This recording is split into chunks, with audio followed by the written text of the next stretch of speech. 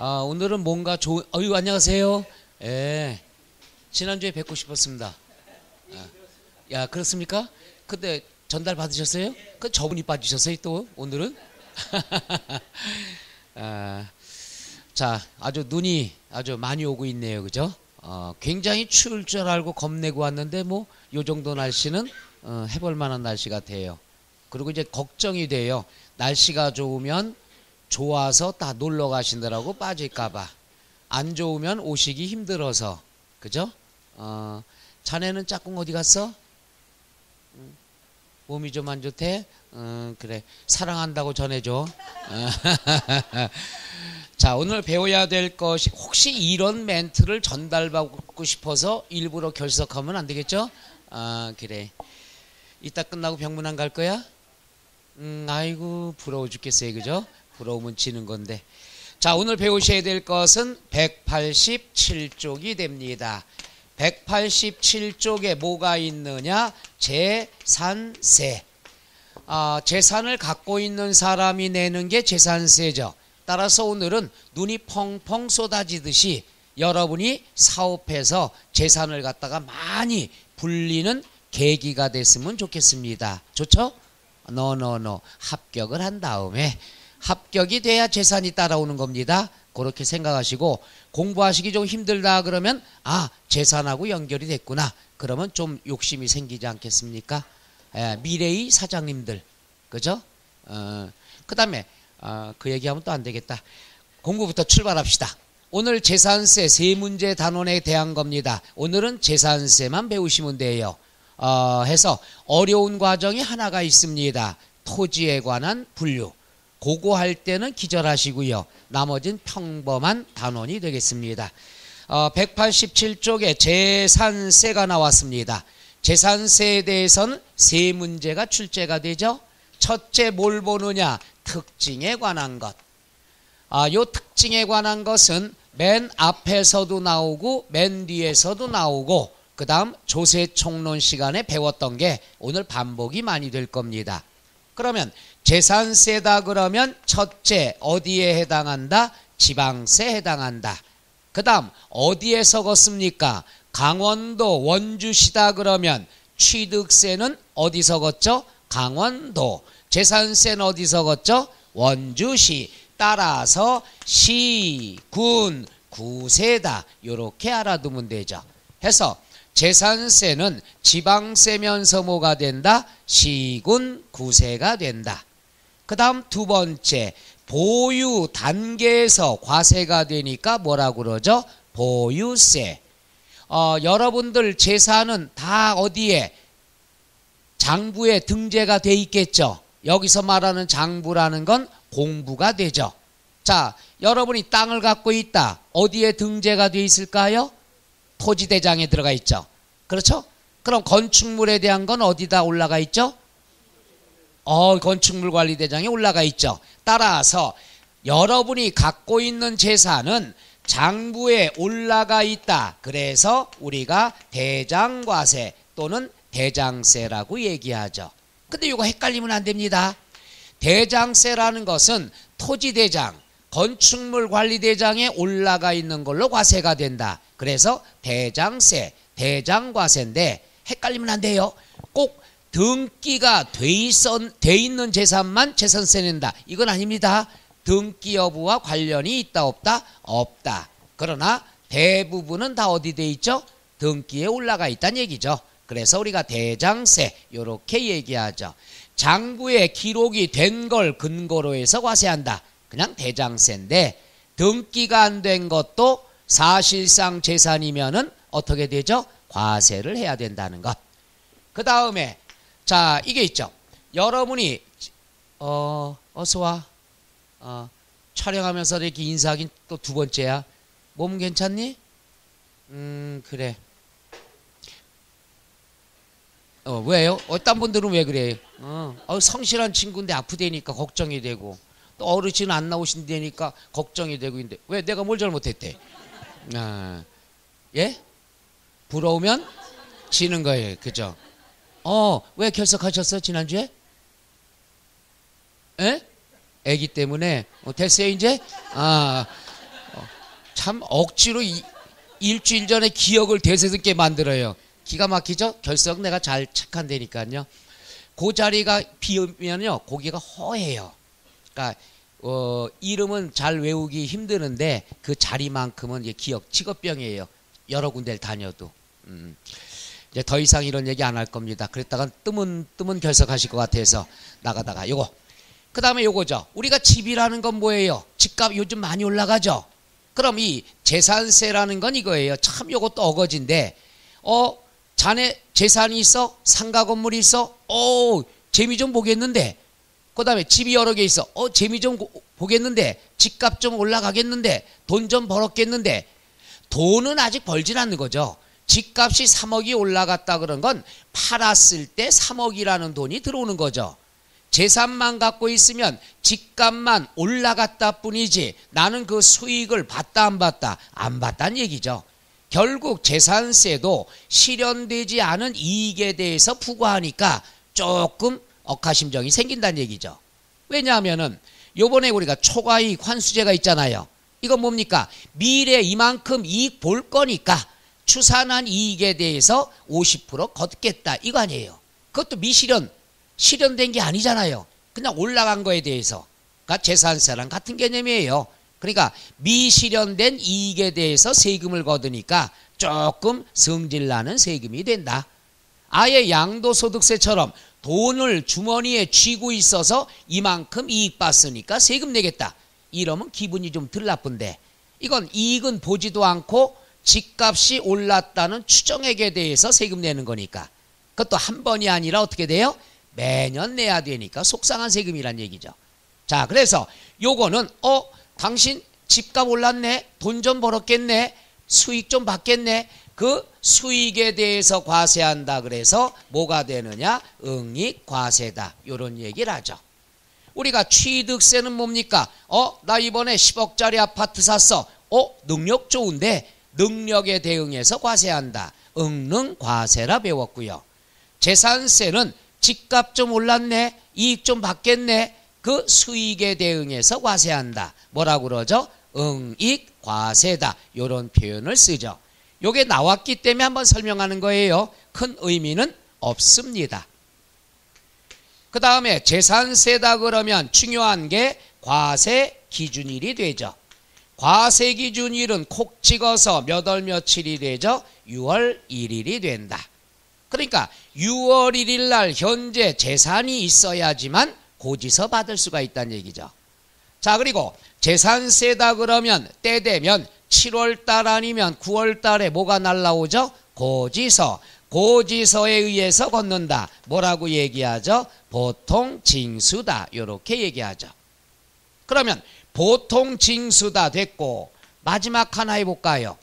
항상 요거는 사실주의 과세가 됩니다. 무슨 주의? 사실주의. 따라서 등기는 관계가 없습니다. 차명을 사용할 수도 있기 때문에 사실상 소유자가 납세 의무자가 된다. 요거 이따 다시 한번 강의를 합니다. 그 다음에 이제 요거 알아두셔야 될 것. 세율은 두 가지 세율을 사용합니다. 하나는 뭐가 있느냐? 차등, 비례, 세율. 오늘 외워야 될 게 요겁니다. 한번 해보죠. 차등, 비례, 세율. 그 다음 요건 외우지 않아도 됩니다. 초과, 누진, 세율. 따라서 재산세 세율은 두 가지를 배웁니다. 차등, 비례, 세율. 이건 비례 세율이에요. 비례 세율은 뭐냐? 세율이 일정해요. 금액이 커도 1%, 금액이 적어도 1%. 따라서 세율이 일정하다 그래서 비례 세율. 그런데 요건 무서운 거죠. 누진 세율. 우리가 조세총론에서도 한번 해봤습니다만은 누진 세율은 깔고 들어가는 거예요. 금액이 크면 세율이 높아요. 그렇기 때문에 세금 부담이 제일 세단 얘기죠. 그래서 재산세는 일정한 비례세율도 있고 깔고 들어가는 누진세율 두 가지가 있다. 두 가지가 있다 정도만 알아두시고 세율 숫자는 얘만 외울 겁니다. 세율은 얘만 외울 거예요. 끝. 요게 특징이죠. 이 특징이라는 건 가장 기본적인 성격을 나타내니까 요건 기본적으로 알아두시는데 교재 187쪽 맨 밑에 나와 있죠? 박스 안에 있는 그 내용을 얘기합니다. 자, 그건 뭐 밑줄 쳐드릴까? 해달라는 뜻이에요. 자, 맨 위에 원칙 무슨 징수가 되죠? 보통 징수. 동그라미는 2번 보유세면서 대장세다. 3번 수익력에 대응해서 과세한다. 뭐라고 그러죠? 응익과세 또는 응익세. 4번 무슨 주의가 되죠? 사실주의. 5번은 배웠습니다. 물세도 있고 인세도 있다. 요건 조금 있다가 금방 60초 뒤에 설명할 겁니다. 그 다음에 마지막 8번에 차등비례 세율이 있고 뭐가 있다? 초과 누진 세율이 있더라. 오른쪽 박스에 1번 지방세면서 뭐가 됩니까? 시, 군, 구세다. 그 정도만 먼저 알면 되겠죠. 되겠습니까? 자, 뒤로 넘어가서 188쪽의 과세 대상. 이제 슬슬 시작이 됩니다. 과세 대상은 세금을 부과하는 물건이 되겠죠. 재산세는요, 딱 몇 가지만 하시면 되느냐? 5가지만 공부합니다. 첫째, 뭐가 있어야 되죠? 토지. 뭐가 있어야 되죠? 건축물. 여기서 우리가 건축물이란 용어를 많이 씁니다. 언제? 오늘하고 양도소득세 시간에. 건축물이라고 하는 것은 주택은 제외가 됩니다. 뭐는 제외가 되죠? 주택. 그럼 요 건축물은 주택을 제외한, 주거용을 제외한 건축물 어떤 것들이 있을까요? 그렇죠. 상가하고 공장 건물. 그것만 생각하면 끝이에요. 그래서 건축물이라는 건 크게 3개만 공부해요. 주거용 뭐라고 그러죠? 주택. 그럼 비주거용이 건축물인데 건축물은 상가 건물하고 공장 건물 2가지만 여러분이 공부하시면 되겠죠. 그 다음에 뭐가 있어요? 선박. 그 다음 뭐가 있어요? 항공기. 이 중에서 여러분이 배 있어요? 없어요. 비행기 있어요? 없어요. 얘는 참 불쌍해요. 재산세 배울 때마다 나오기는 나와요. 1회 때부터. 나오기는 나왔는데 시험의 비중은 거의 없습니다. 가끔 한 10년에 한 번 얘가 나올까 말까 하는 거. 얘는 나온 적이 여러 번은 있어요. 정치장이라는 말 때문에. 나머지는 없습니다. 요거 위주로 공부하죠. 오늘의 포인트 얘예요. 그럼 얘들도 배웁니다마는 요것들은 간단하게 배우고요. 오늘 제일 중요한 게 요겁니다. 그래서 이따가 오늘 1교시 때 요거 끝나고 나면 토지에 대해서 배우는데 요게 기절할 시간이거든요. 피곤하면 요때 잠깐 기절해도 됩니다. 어차피 모를 거니까. 자, 다음에 또 드릴게요. 그럼 거기에 188쪽의 과세 대상물 보니까 토지, 건축물, 주택 나와 있죠. 자, 그러면 주택부터 우리가 하나 해볼게요. 자, 주택이 나오면 주거용 건물이 되겠죠. 여기서 첫 번째 알아야 될 게 부속 토지라는 말이 중요한 거죠. 꼭 알아야죠. 해보죠. 부속 토지. 부속 토지 또는 부수 토지라는 용어를 쓰는데요. 딸린 토지를 얘기하죠. 여기서 그럼 뭐냐? 요게 주택이 있어요. 주택, 건축물이죠. 요거는 땅이에요. 요걸 부속 토지라 얘기하죠. 그럼 주택과 부속 토지가 있으면 부속 토지는 무늬만 토지예요. 뭐만 토지예요?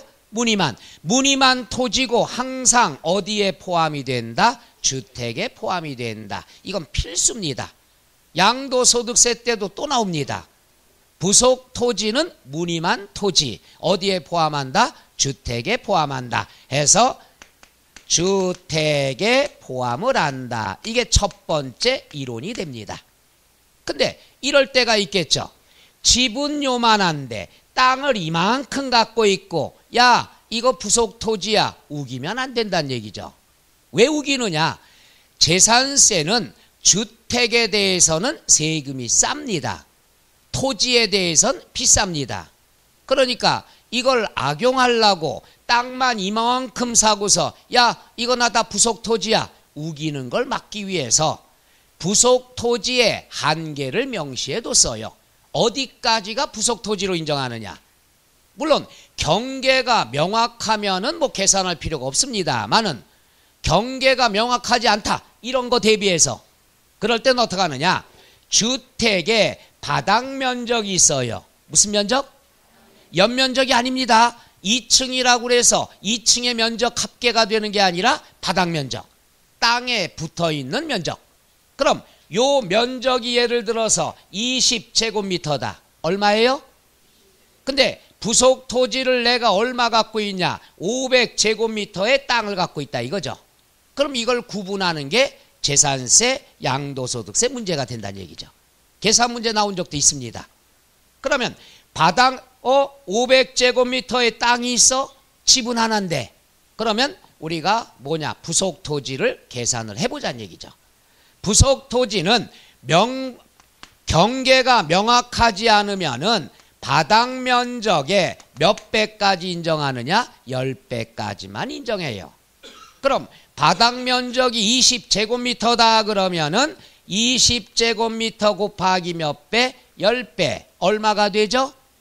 200제곱미터는 뭘로 보죠? 부속 토지. 부속 토지면 어디에 포함하죠? 주택에 포함합니다. 세금이 싸요. 그럼 넌 200만 갖고 있어야지. 왜 500을 갖고 있냐? 300은 너 놀리는 땅이다.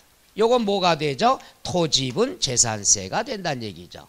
그래서 요거는 부속 토지 주택에 포함해서 주택분 재산세가 나오고 초과되는 것은 놀리는 땅이다. 토지분 재산세가 나온다. 요 계산하는 것까지는 알아두시면 좋겠습니다. 바닥 면적의 몇 배? 10배까지만 인정을 한다. 요런 건 이론 또는 계산 문제에서 나올 수 있으니까 요 정도는 알아두셔야 됩니다. 끝. 그 다음 두 번째가 뭐가 있냐? 다가구 주택. 뭐 여러분 다 알고 계시는 거죠. 다가구예요. 다 많다는 뜻이죠. 뭐가? 가구가 많다는 얘기죠. 따라서 다가구 주택이다 그랬으면은 자 집이 몇 호예요? 미안해 잘못 물어봤어. 누가 찾아갈까봐 뭘 겁을 내. 현관번호도 아니고. 자네는 몇 호에 살아요? 301. 번호는 얘기하지 마. 어떤 분이 쓰는 분이 막 있어. 죄송합니다. 301호다 그러면 이거예요. 다가구라는 것은 뭐냐?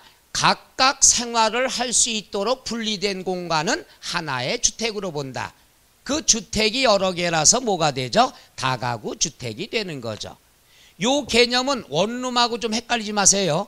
원룸이라는 것은 뭐예요? 101호, 102호, 103호가 있지만 요거는 다 소유자가 아니죠. 분양된 게 아니죠. 이해가요? 이럴 경우에는 주인이 하나뿐이 없으니까 한 사람의 소유가 되지만은 일반적으로 아파트처럼 생각한다. 그러면 다가구 주택 있잖아요. 101호에 대해서 어떻게 돼요? 그 집을 사갖고 들어오죠. 그럼 각각을 하나의 주택으로 본다. 따라서 다가구 주택이라는 것은 전부를 하나의 주택으로 보는 게 아니라 각각을 뭐가 된다? 한 구의 주택으로 본다. 요거죠. 요 말 이해 가나요? 다가구가 뭐예요? 여기 있으면 여기서 다 세입자가 아니라 분양받아 들어온 사람. 101호는 갑, 102호는 을. 요러면 각각의 생활 주거 환경을 하나의 주택으로 본다 이거죠. 근데 시험에 뭐라고 나옵니까? 전체를 하나의 주택으로 본다. 이렇게 틀리게 나오죠. 양도소득세에서는 좀 차이가 있습니다. 양도소득세에서는 3층짜리 다가구 주택을 갑이 소유하고 있다. 그럼 이 사람들은 뭐예요? 등기를 안 한 거죠. 이 사람들은 세입자죠. 이럴 땐 당연히 요거를 몇 개의 주택으로 보죠? 하나의 주택으로 본다는 얘기죠. 사후에서 얘기한다면 양도할 때는. 그러나 재산세를 낼 때 다가구 주택인데 각각 어떻게 됐어요? 분양을 받아가지고 각각 입주를 했을 경우에는 요 하나의 공간을 하나의 주택으로 본다는 얘기죠. 주택. 그러나 세입자, 요걸 임대사업을 했다 그랬으면은 요거 전체의 소유자는 한 사람이죠. 이럴 때 뭘로 보죠? 하나의 주택으로 본다는 얘기죠. 그러니까 요거는 그냥 개념상의 정의가 되는 거죠. 다가구 주택인데 각각 분양받아 들어왔으면 요 각각의 공간을 하나의 주택으로 본다는 얘기죠. 요건 갑의 집, 요건 을의 집, 요건 병의 집. 이해가시나요? 원룸의 101호 102호 개념은 아니에요. 그거는 세입자 개념이고, 요거는 분양받아서 들어왔을 때 요건 갑의 집, 요건 을의 집, 각각의 주택으로 본다. 요 얘기가 되죠. 꼭 명심하세요. 다가구 주택이다 그랬으면은 각각의 생활을 하기 위해서 구분 정리된 지역은 각각을 하나의 주택으로 본다. 요거 꼭 명심하세요.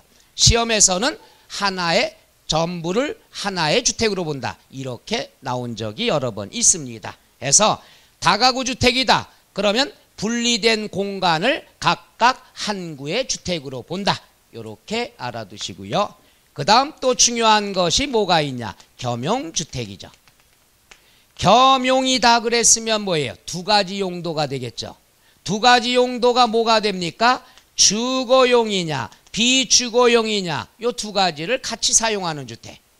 그럼 겸용주택이다 그랬으면은 딱 두 가지를 보면 돼요. 요거 잘 보셔야 돼요. 양도소득세와 또 나오는데 그때와 조금 차이가 있습니다. 그래서 재산세 때 정확히 알아둬야 돼요. 한번 해보죠. 한구, 한동, 요거죠. 한구, 한동이다 그랬으면 한구는 상가주택을 연상하면 되죠. 상가주택. 상가주택을 보면은 여기다 그림 그려볼까요? 이렇게 되어 있어요. 요거는 주거용이에요. 요거는 비주거용, 창고 같은 걸로 씁니다. 점포 같은 걸로 쓰겠죠. 근데 요게 주거용과 비주거용이 있다 그러면은 요것은 비교를 해야 돼요. 자, 주거용이 70%고 비주거용이 30%다. 비교를 해서 주거용이 100분의 50 이상이면은 전부를 뭘로 보는 거죠? 주택으로 보는 거죠. 요거는 여러분 집을 생각하면 편해요. 아까 몇 호? 301호. 302호 들어갔습니다. 302호. 자, 띠리리리 하고 들어갔어요. 여러분 오늘 집에 갈 때마다 계산해봐요. 집에 들어가서 띠리리리 하고 들어갔더니 여기가 주거용이고 여기가 뭐예요? 창고로 쓰고 있다. 비율 계산해서 주거용이 50% 이상이면 여러분 301호 여러분 집들은 다 뭘로 본다? 주택으로 본다는 얘기죠. 해서 항상 한구다 겸용주택이다 그랬으면은 비교를 해야 됩니다. 주거용이 50% 이상이면 요 301호 자체를 뭘로 보죠? 주택으로 본다는 것. 그런데 요번에 들어가 보니까 상가주택 가 보니까 주거용이 30%고 비주거용이 70%예요. 이건 뭐예요? 점포가 70%고 내가 잠자는 방은 저 뒤에다 조그맣게 만들어놨다는 얘기죠. 그럴 경우에는 어떻게 됩니까? 에? 상가로 본다? No. 따로 계산을 합니다. 바로 그것 때문에. 그러니까 주거용이 50% 이상이면 전부 주택이에요. 그런데 주거용이 50%가 안 되죠. 이랬을 땐 따로 계산을 합니다. 따로 계산을 한다는 것은 주거용은 주택으로 봅니다. 30%라도. 그 다음 비주거용은 뭘로 보느냐? 건축물로 본다는 얘기죠. 상가로 본다는 얘기죠. 그래서 한 구가 나왔을 때는 101호, 102호, 103호 생각해요. 띠리릭 들어가서 주거용이 넓다. 그럼 전부 주택이고 주거용이 적다. 그럼 따로 정리를 해주면 되죠. 상가주택 그런 거 많죠. 뭐 재래시장 같은 데도 보면은 이만큼이 점포고 뒤에 조그만 방 하나 있잖아요. 살림할 수 있게끔. 이런 거는 여러분이 한번 들어가서 구경해요. 시장 가서 구경해서 점포가 많다. 그러면 요거는 건축물분 재산세, 뒤에 있는 거는 주택분 재산세, 이렇게 구분합니다. 그런데 실제로 추적하기는 쉽지가 않습니다. 그러나 세법상으로는 꼭 이렇게 하세요 라고 나온 거죠. 자, 한번 해보죠. 겸용주택 한구가 나왔다 그러면 주거용이 크냐 작냐를 봐요. 같거나 크다 그러면은 주거용으로 전부 보는 거고, 작다 주거용이. 그러면 따로따로 계산하는 거고. 이론으로 많이 나옵니다. 겸용주택. 지금 알아둬야 양도소득세 때 편합니다. 양도랑은 좀 차이가 있어요. 그래서 재산세 때 알아둬야 됩니다. 그 다음에 해보자. 한동. 한동은 뭘 생각하면 편하냐 그러면 주상복합 들어보셨어요? 주상복합이 뭐냐. 자, 이렇게 있는데 이거는 상가, 이것도 상가, 이거는 뭐 오피스텔, 그 다음에 뭐 아파트 이렇게 나오겠죠. 주상복합. 요게 바로 한동 개념이에요. 한동은 주상복합 하면 끝나는 거야. 그럼 주상복합 여기도 있나요? 있을 텐데. 미안합니다. 하여튼 있다고 가정을 하면 요 주상복합은 어떻게 하느냐. 비교할 필요 없어요. 한동은 따로따로 해보자. 따로따로. 그럼 상가분에 대해서는 건축물로 보는 거고 주거용에 대해서 뭘로 본다? 주택으로 본다. 이게 한동 개념이 됩니다. 한동. 해서 한동이다 그랬으면은 주거용만 뭘로 본다? 주택으로 보고 비주거용은 뭘로 봅니까? 건축물, 상가 건물로 본다는 얘기죠. 바로 요게 이론으로 나오는 주택에 대한 개념입니다. 얘만 알면 주택은 끝. 공부할 필요 없어요. 자, 한번 해보자. 부속 토지는 어디에 포함한다? 주택에 포함한다. 그 다음 다가구 주택은 각각을 하나의 주택으로 봅니다. 각각이에요. 전부가 다가구 주택이 전부가 하나의 주택이 아닙니다. 각각의 주택으로 본다. 세 번째, 겸용주택은 주거용, 비주거용 같이 사용하는 주택이죠. 한구 개념은 뭐냐? 요런 상가주택 개념이죠. 상가주택. 해서 점포가 있고 뒤에 방이 있고 요런 것들은 비교해서 주거용이 크면 전부를 뭘로 보죠? 주택으로 보고 주거용이 적으면 어떡한다? 따로따로 해준다. 따로따로는 주거용은 주택, 비주거용은 건축물. 그 다음에 한동이다 그랬으면은 따로따로 이렇게 알아두면 되죠. 주상복합 정도 생각하면 됩니다. 끝. 그럼 주택에 대해서는 더 이상 공부 안 하셔도 돼요. 자, 그럼 나와 있는 내용 볼게요. 밑줄 188쪽 보면은 자, 주택 나와 있죠. 자, 주택이다 그러면 괄호 1번 주택 부속 토지 나와 있죠. 주택의 부속 토지는 어디에 포함한다고 그랬죠? 주택에 포함하는데 부속 토지가 명확하지 않다 그러면 바닥 면적의 몇 배? 10배.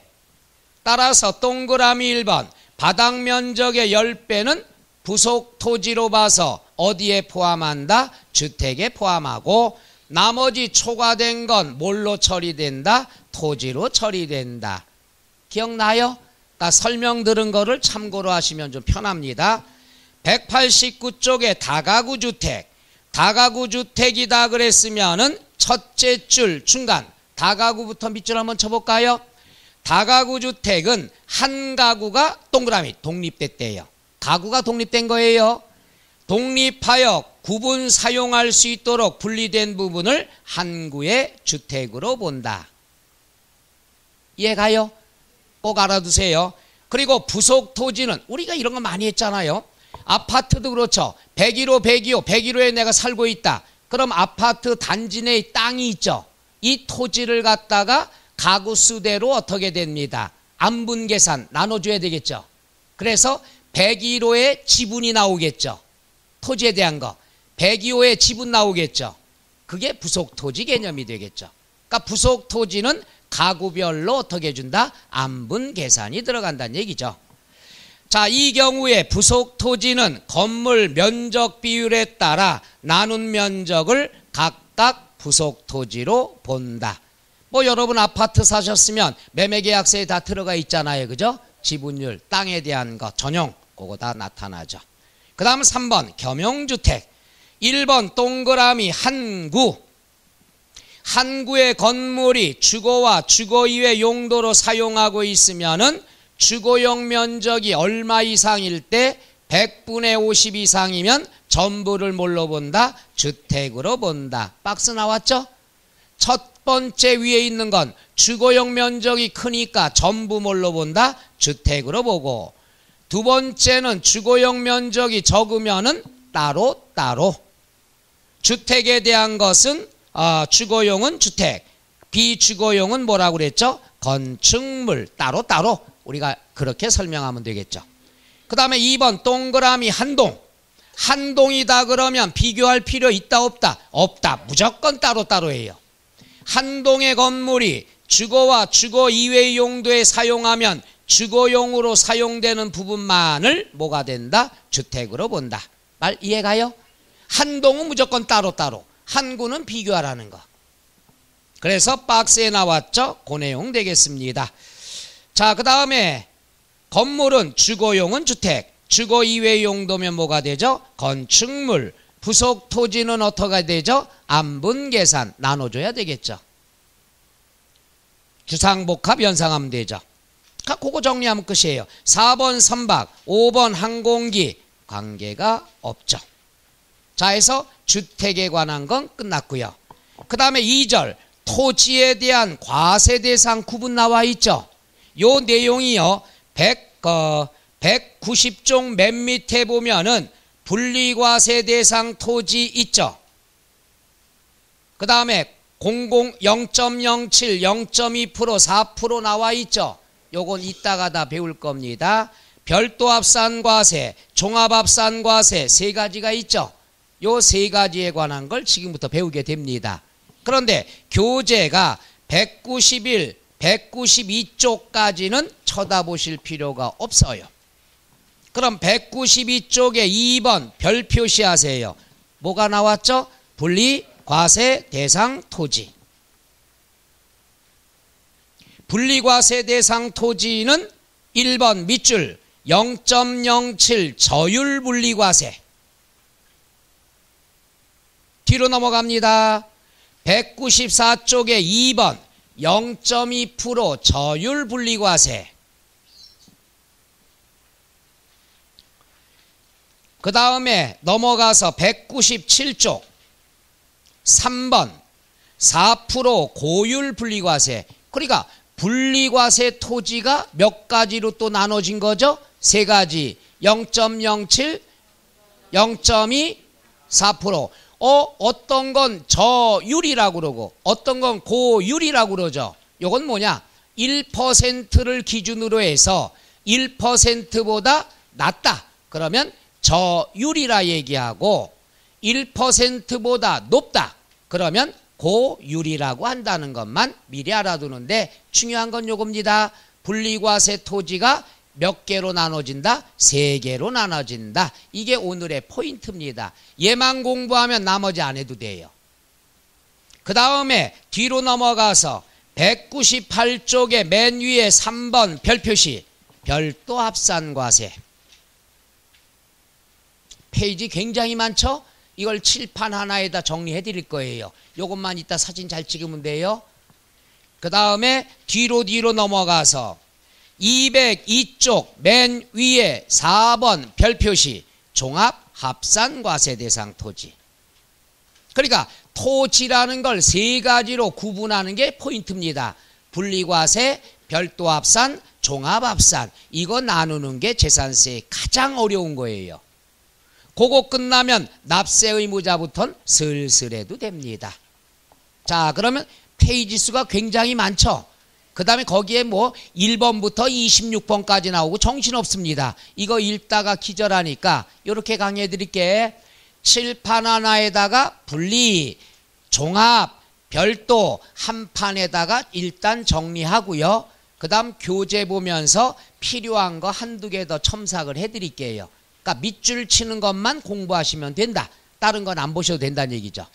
오케이? 준비됐나요? 자, 그럼 지금부터 출발하는데 동영상 보시는 분은 굉장히 힘드실 거예요. 요 단어는. 내가 여기서부터 여기까지 왔다 갔다 해야 되니까. 어느 날 그 촬영하시는 분도 힘들대요. 내 얼굴 잠깐 나왔다가 팔만 보였다가 뒤통수 보였다가 정신없다고. 요건 저의 소심한 복수예요. 인강하지 말고 나와서 공부하시라고. 자, 그러면 여기서 한번 해볼게요. 왔다 갔다 합니다.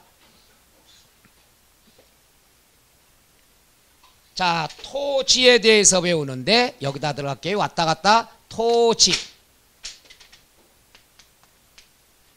땅이 제일 중요한 거죠. 땅이라는 걸 공부하실 때는 첫째 분리, 과세, 대상. 분리, 과세가 있어요. 분리, 과세는 어떤 것들이냐? 크게 세 가지. 농지, 그 다음에 공장용지, 그 다음에 사치성 재산. 이렇게 세 가지로 구분하고요. 분리, 과세. 그 다음에 촬영하시는 분한테 이 단원만 되면 항상 미안해요. 내가 왔다 갔다 하니까 정신없거든요. 분리과세 이만큼. 그 다음에 종합합산 과세.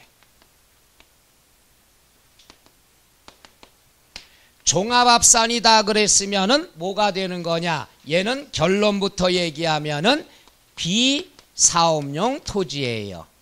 비사업용 토지. 그 다음 마지막은 여기에다가 만들죠. 별도 합산 과세 대상. 별도 합산이다 그랬으면은 뭐가 되느냐? 얘는 사업용 토지다. 이렇게 세 가지를 활용하면 돼요.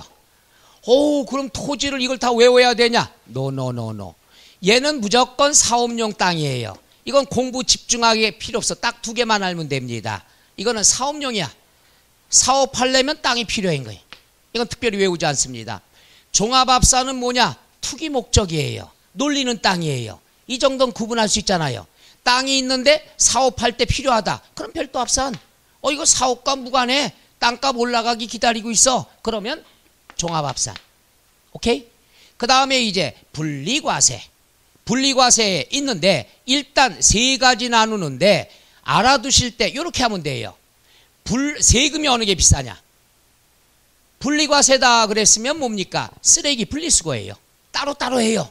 따로따로고 결론적으로 나오는 것이 얘가 뭐가 있느냐?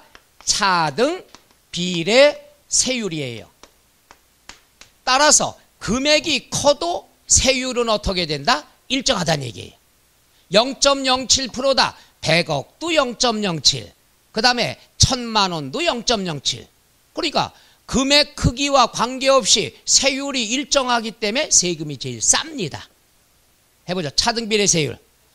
세금이 제일 싸요.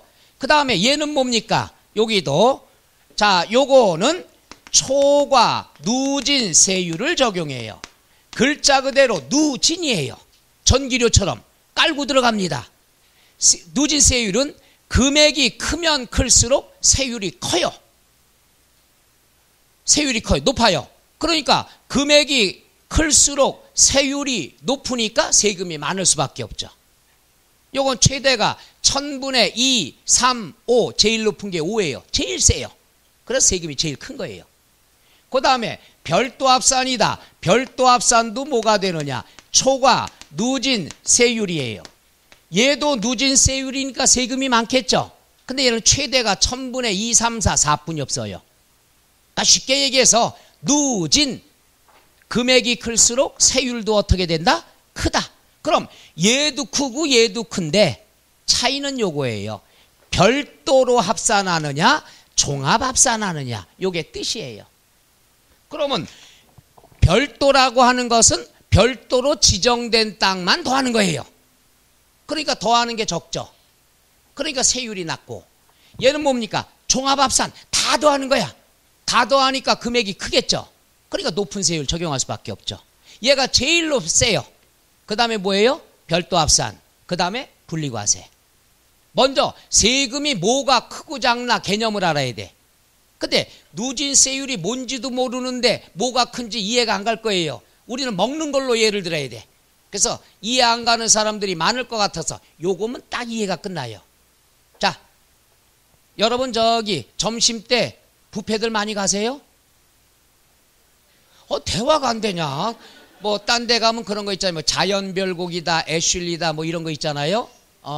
여러분은 여러분 세대에서는 이제 자연별곡, 그죠?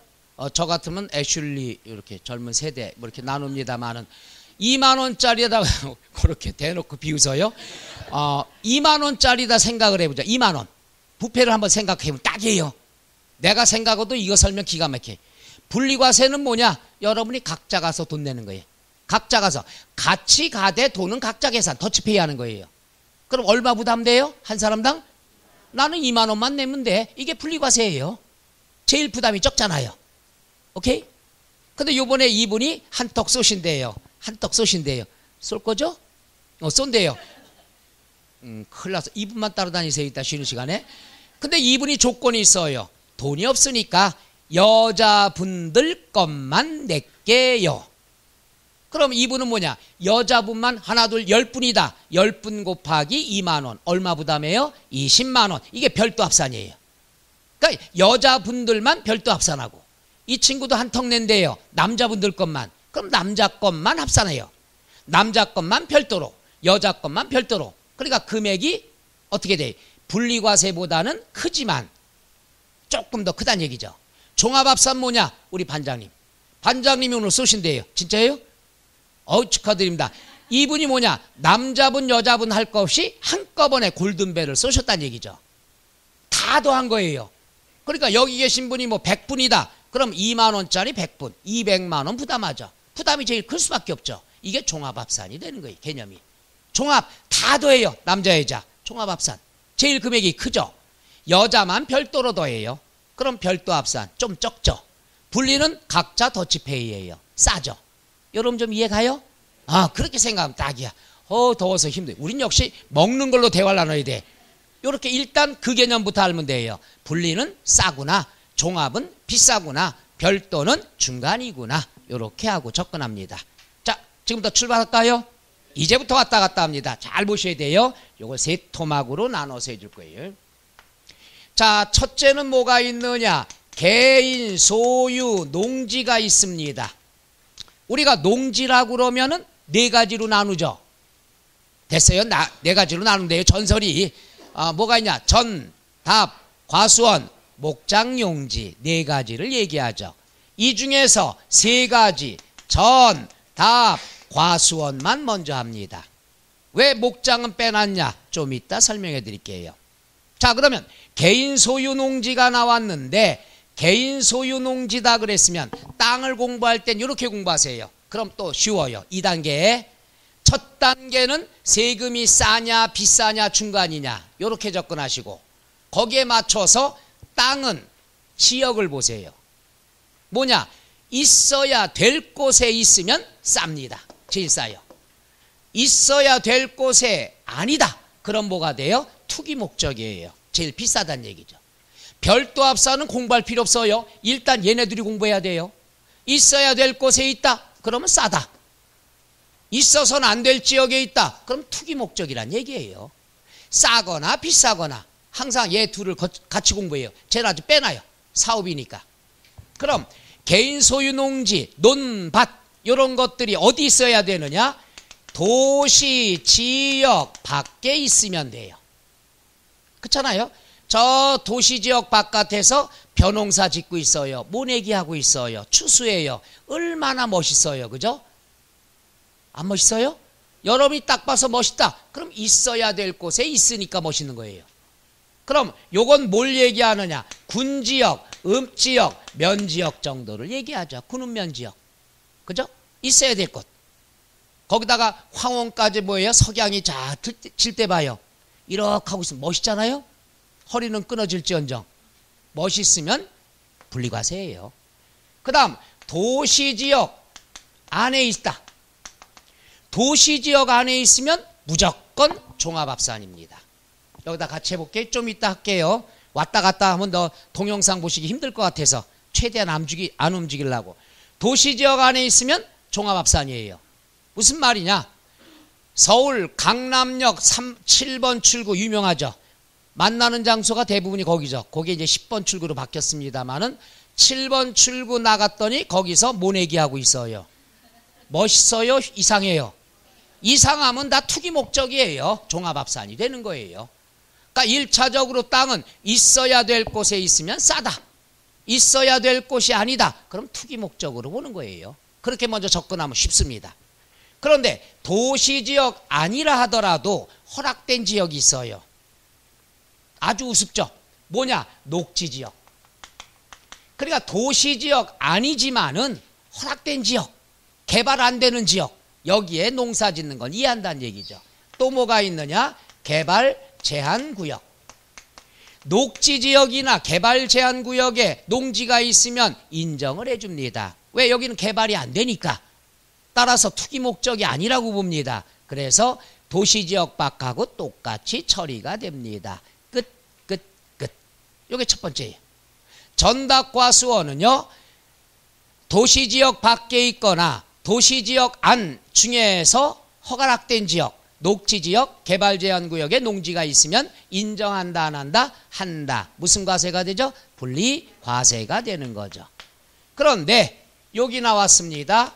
개인 소유 농지인데 세 가지만 전, 답, 과수원이 도시지역 안에 있다. 무조건 투기 목적으로 봅니다. 끝. 그럼 전답과수원 끝난 거예요. 되겠어요? 노. 이제 목장용지 들어갑니다.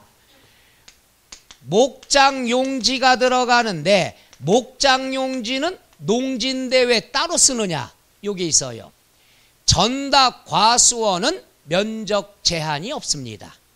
전부. 그런데 목장용지는 제한이 있습니다. 왜냐하면은 자, 강원도에 산을 갖다가 3개를 사고 나 목장할 거야 선포했습니다. 세금이 싸니까 목장용지. 그런데 산 3개를 갖다가 목장용지로 샀는데 소는 3마리를 키운다. 이거 돼요 안 돼요? 안 된다는 얘기죠. 그래서 목장용지는 기준면적을 만들어 놨어요. 기준면적까지는 외울 필요 없습니다. 상식적으로 알아두면은 소 한 마리당 몇 제곱미터의 면적을 인정해 줍니다. 뭐 닭 키워보신 분도 아실 거예요. 닭장할 때는 닭 한 마리당 면적, 최소한의 면적을 다 주어집니다. 그리고 돼지 한 마리당 몇 제곱미터의 땅이 필요하다. 그런데 새끼 돼지다 그랬으면 어떻게 하느냐? 새끼 돼지 2마리가 어른 돼지 1마리로 간주해서 기준 면적을 주어집니다. 표가 있습니다. 거기까지 외울 필요 없고, 그래서 목장면 용지는 기준 면적이 있습니다. 기준 면적까지만 싸단 얘기죠. 그죠? 그런데 기준 면적 하기 전에 먼저 우리가 공부할 게 뭐라고 그랬죠? 땅은 있어야 될 곳에 있어야 됩니다. 지역이 제일 먼저 들어가야 되죠. 그럼 얘도 농지기 때문에 조건이 같아요. 얘 한번 더 설명해 줄게. 핑계김에. 목장용지가 도시 지역 밖에 있습니다. 저 대관령에 가서 양떼가 뛰어놀아요. 멋있어요? 멋없어요? 거기에 석양이 딱 들면은 사진 찍고 싶어요. 멋있으면은 다 있어야 될 곳에 있는 거예요. 근데 강남역 7번 출구 지하도 올라가니까 거기서 소들이 싸우고 있어요. 황당하죠? 이거는 투기 목적이니까 뭐가 되죠? 종합합산이 된다. 이렇게 알아두면 돼요. 해서 부동산이라는 것은 아름다우면은 요거는 있어도 될 자리라는 거. 어색하면은 여기 있어서는 안 된다는 거. 자, 그래서 또 똑같죠. 도시지역 아니라 하더라도 녹지지역하고 뭐가 있습니까? 개발 제한구역. 여기에 젖소들이 뛰어놀아도 이쁘단 얘기죠. 이거는 제한된 구역이기 때문에. 그래서 제일 먼저 농지는 둘로 나누는 이유가 전답과수원은 면적 제한이 없습니다. 전부 분리과세. 아무리 많아도 분리과세. 그러나 목장용지는 기준 면적이 있어서 따로 빼놨습니다. 지역은 똑같다는 얘기죠. 그럼 여기에 대한 농지에 대해서 끝. 그럼 여기에서는 2가지 알아두셔야 돼요. 목장용지는 첫째, 도시지역 안에 있으면 무조건. 도시지역 안에 있으면 면적 제한은 없어요. 기준 면적이고 뭐가 없어요. 무조건 3.3 제곱미터가 어디에 있냐? 강남역 7번 출구에 목장이 있다. 무조건 한 평이라도 종합합산이 들어갑니다. 기준 면적이라는 건 뭐냐 하면은 있어야 될 지역에 있을 때만 분리과세 기준 면적이네. 그 다음에 뭡니까? 2번째는 기준 면적을 어떻게 했다? 초과했다. 이거 무조건 알아둬야 돼요. 우리가 요거 하면 50% 알고 들어갑니다. 무조건 어떤 용지들 간에 기준 면적이 있는 게 초과되면 무조건 뭐가 됩니까? 종합합산. 초과는 종합이다. 이렇게 알면 50% 끝납니다. 그래서 초과된다는 것은 투기 목적으로 보는 거예요. 그러니까 너 요만큼만 갖고 있어. 분리과세. 요거 초과하면 투기 목적이야. 뭐가 돼요? 종합합산. 초과하면 종합이에요. 한번 따라해 보세요. 초과는 종합. 여기다 크게 쓸까요? 초과. 그러면 무조건 종합이에요. 뭐든지 앞에 다 필요 없어. 초과가 나오면 무조건 종합이다. 그러면 농지에 대해서 끝. 그런데 하나 더. 법인 소유 농지. 법인이 소유하고 있어요. 농지를. 무슨 법인이냐? 현대건설이 건축이 목적이죠. 그런데 농지를 갖고 있으면 돼요, 안 돼요? 투기 목적으로 본다는 얘기죠. 법인 소유 농지는 무조건 뭐가 돼요? 투기 목적으로 봅니다. 또 이거 있죠. S전자 반도체 공장에서 공장 용지 갖고 있으면 인정되죠. 근데 논을 갖고 있어요. 반도체 회사에서. 이건 투기 목적으로 보죠. 따라서 종합합산이 됩니다. 해서 법인이 소유하는 농지면 다 뭐가 되죠? 종합합산. 요거 이해가요? 그런데 예외가 있죠. 예외가 뭐가 있느냐? 법인 중에서 농업법인, 영농조합법인 이런 것들이 있죠. 영농조합법인은 당연히 농지 갖고 있는 게 당연하죠. 이건 세금이 쌉니다. 분리과세가 돼요. 그 다음에 한국농어촌공사. 벌써 이름에 농촌이 들어갔잖아요. 농어촌공사가 갖고 있어요. 농지를. 이건 농어촌공사가 농사 짓기 위해서 갖고 있는 게 아니라 농민들에게 공급하기 위해서 일시적으로 소유하고 있는 거죠. 특히 공사예요. 공사. 공사가 뭐죠? 그렇죠. 공공기관이에요. 공공기관은 투기 목적이라고 인정을 안 합니다. 나라에서 관리들하고 하니까. 그래서 법인이 소유한 농지는 무조건 투기 목적 종합합산으로 봅니다만은 영농조합법인, 농업법인이라든가 농어촌공사에서 갖고 있는 건 투기 목적으로 볼 수 있다 없다? 없다. 분리과세가 됩니다. 오케이? 그 다음에 뭐가 있느냐? 여기다 쓸게요. 종중이 소유하고 있는 농지. 자, 예를 들어서 김 씨가 땅을 갖다가 선조 때부터 계속 물려받았다. 이건 투기 목적으로 볼 수 없죠. 따라서 종중이라는 단체가 소유하고 있어도 세금은 쌉니다. 투기 목적이 아니라고 보죠. 그래서 무슨 과세가 들어가죠? 분리과세가 들어갑니다. 여기까지가 농지 끝이에요. 여기까지 가요? 노. 점차 눈동자가 풀리기 시작해요. 자, 그 다음에 또 하나 뭐가 있느냐? 그럼 말만 들어도 덜덜덜 뛰는 거 있죠. 임야. 안 뛰어요? 저 푸른 초원 위에 무슨 집을 져요? 왜 그런 걸 외워요? 이걸 외워야지. 그런 거 외우지 않아도 된다는 얘기죠. 임야라고 하면은 다 투기 목적으로 봅니다. 임야. 그럼 무조건 종합합산이 원칙. 원칙이 있으면 뭐가 있을까요? 예외. 예외는 여기다 쓸게요. 종중이 소유하는 임야. 종중. 종중이 소유하는 임야라는 것은 선산 개념이 되겠죠. 선산은 투기 목적이 아니잖아요. 그래서 종중권 다 싸단 얘기죠. 오케이? 그 다음에는 공부할 필요 없습니다. 무슨 구역 안의 임야. 이건 너무나 많기 때문에. 땡땡 보호구역 안에 있는 임야. 땡땡 보호구역이라는 건 법으로 정해져 있어요. 이 안에 들어가 있는 땅이 내 땅이라 하더라도 마음대로 들락날락 못하죠. 하루에 한 번, 두 번 들어가기뿐 못해요. 어디? 군사시설 보호기지. 보호지역 있죠. DMZ.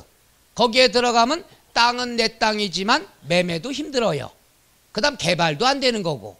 그리고 24시간 그 안에 있을 수는 없어요. 들어갔다 나와야죠. 가끔 들어가도 가끔 지뢰도 밟고 이러죠.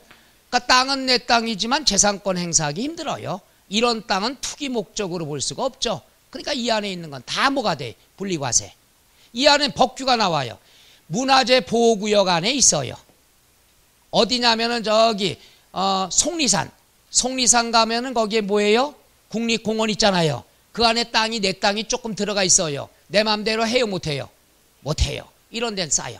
문화재 보호구역, 자연공원 환경지구 안에 있냐, 군사시설 보호 지역 안에 있는 거, 그러니까 땡땡 지역 안에 있는 건 다 뭐가 됩니까? 다 분리과세, 투기 못한다는 얘기죠. 그래서 너무 책에는 이게 26개인가 나와 있어요. 이따가 필요한 것 두세 개 정도에 대해서만 설명을 해줄게요. 밑줄 치고. 그러니까 땡땡 구역 안에 있다.